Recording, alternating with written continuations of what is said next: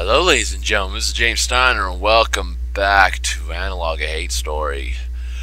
Sorry. So, I'm really tired. I got home from work last night about 1:30 a.m. I didn't get to sleep until I don't know how long. And now, I am completely and utterly exhausted. But I'm not going to let this get the better of me. I'm going to read this thing through one way or another, even if it kills me. Okay. So, what does she have to say about the new stuff that I got? Do you have anything? Let's see what she has to say about what Mute has to say. What do you have to say about that? Smith Sang-jung. I don't really know how to feel about him. I don't know. It doesn't really sound like anyone thought he was a very good person. Looks like he never married or anything. I guess he was a friend with Mute? Well, that doesn't surprise me. He just seems weird. Like, it sounds like So-jin was off-put by him, and I don't really blame her. I don't know. I have no idea how to judge him. See for yourself, I guess. I've added a few more things about him. Ooh. Oh, thank you. Oh, So-jin, a visit from Sang-jin. My husband was out of the house, as he usually is during the day, so our servant fetched me instead to tell me that someone was at the door. I was in the middle of a conversation with Mute, but had no idea how I was expected to respond to that. What do? I asked her. She just responded in the usual shocking, crass manner of hers. Gee, I don't know. You could try answering the door, maybe? Just a thought, of course. So I excused her and went to do that, but with a great degree of nervousness. I had never done this before. At the door was my youngest brother-in-law, Sang-jung, who I had only met a few times before, although husband mentioned him often enough, usually in the same breath as calling him an irresponsible drunk. Seeing him did nothing short of compound my anxieties. Hello, sir, I stammered. So-jin, he responds with unbelievable volume. It's great to see you again. I hope you don't mind my dropping by unannounced. I just figured I haven't seen my new niece yet, and it's been forever since I've been in the old house. So, well, I thought I'd stop by, say hello to your daughter. I don't know, sorry. My husband isn't home right now. Maybe you should come back later, I said, shifting uncomfortably. Oh, please, be a good girl. Let me come see her. I'm really not here for your husband. This was awkward. I didn't exactly want to turn away my brother-in-law, especially if he just wanted to see baby Min-hee, but this was hardly proper. Okay. It really wouldn't be my place. Sorry, you'll have to wait until my husband gets back. I trailed off. He rolled his eyes, then smiled at me. Really? Come now, you're a smarter woman than that, he said, and put his hand on my shoulder. This had now moved on to incredibly uncomfortable. You really value his authority that much? He's my husband, I responded. What else could I say? He replied, Wow, no wonder he walks all over you if that's how you treat him. You have got a lot to learn about dealing with men, dear So-jin, especially my brother. But come on now, this is a bad conversation for a doorway. Can't we see my niece? I hear she's rather adorable. I took a deep breath.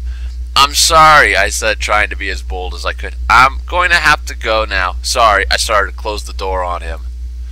Alright, I understand. I'll talk to him myself later. Don't worry, I won't mention this visit. Do say hello to her mother for me, though, he said, and left. My heart nearly skipped a beat when he said those words. I stood there in the doorway for a good while, stunned. Even now, I still have much to think about. Not simply his knowledge of our child's true mother, a matter of great secrecy, but also of what he said about my husband. Perhaps his words were true. What do you have to say? I'm really sorry. Please don't get mad, but I don't really understand what you're looking for. Maybe I'm just not getting it and it's my fault, but I can't find anything that seems relevant. Sorry.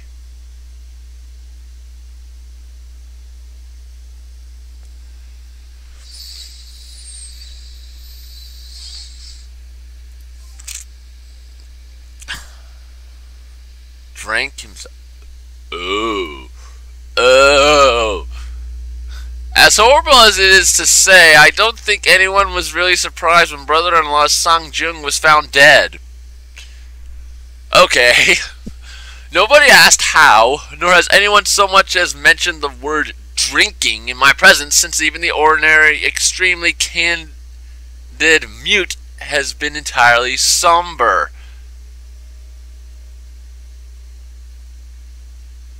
Mother-in-law, did I read that right?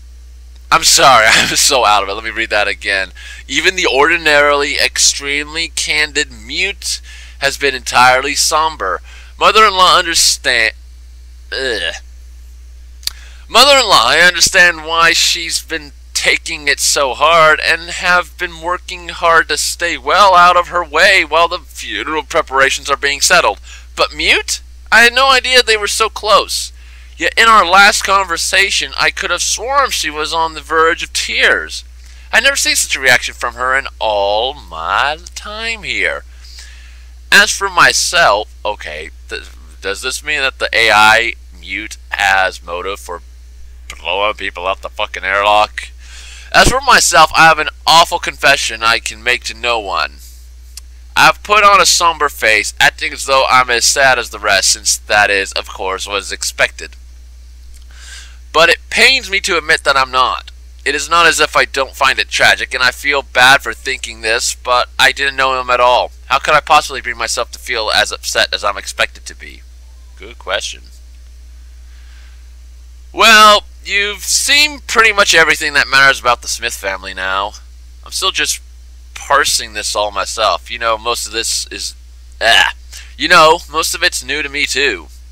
I mean, when I was alive, I didn't even know the Smith family existed. Well, maybe Jay Hua mentioned them once. I don't really remember. It's been 600 years, but I don't think she did. I really wish I'd known about So Jin at the time. I really, really do. So, what do you think? Are you satisfied with that overview? Yeah, I'm pretty satisfied with that one. Oh, well, that's good. So, what do you think of them then? They're not pitiful. Kyung-sun was right. I guess that's one option to have. What about Sojin? Aren't you at least sympathetic to her? Yes. Sure, the men were all disasters, but she didn't really deserve that. Especially given how cute she was in the beginning. How unfair is that? She seems like a character out of one of the romances I used to really like before going into stasis. She clearly deserved way better than what she got. Well, that's how it is, I suppose. Anyway, I guess we should be getting back to whatever we were talking about before. Okay, so there's one thing left in Block 4 that I need to get. Okay, okay, I need to go through all the blocks and see if she has something new to say about the new stuff that I got. There we go. I'm really sorry. Please don't get mad, but I don't really understand what you're looking for. Maybe I'm just not getting it, and it's yeah. What about this one? What do you have to say about this one? Oh, come on! Give me something. Something. Oh, she had nothing to worry about. She realized that pretty early on. She was good to me. I really liked her. She was my only friend. It's so weird seeing her say things like that. That's all you have to say. We've still got this one little... Okay.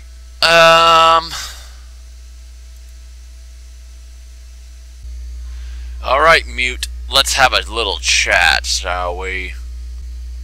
Well, you've seen most everything about the Smith family now, except the most scandalous stuff. I'm sort of wondering what you think of their fall.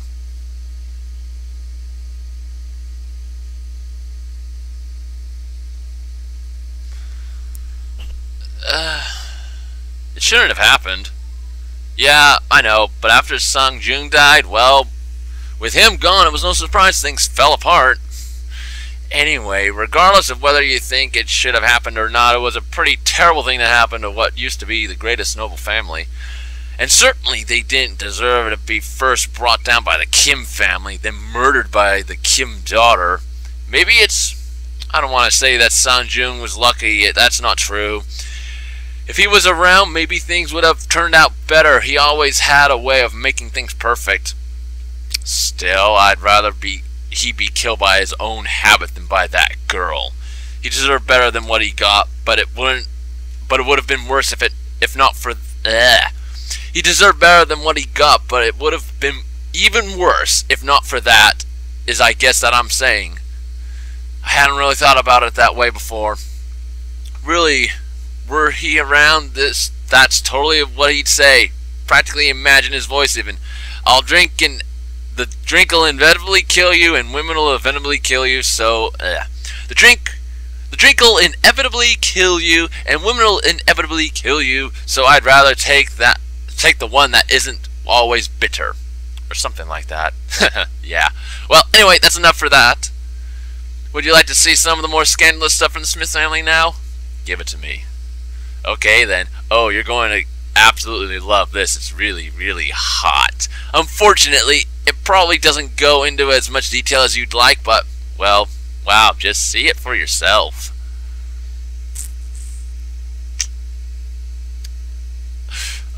Thank you, Mute. Thank you very, very much.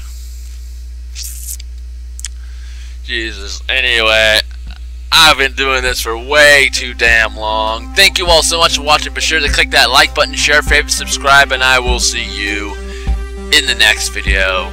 Goodbye.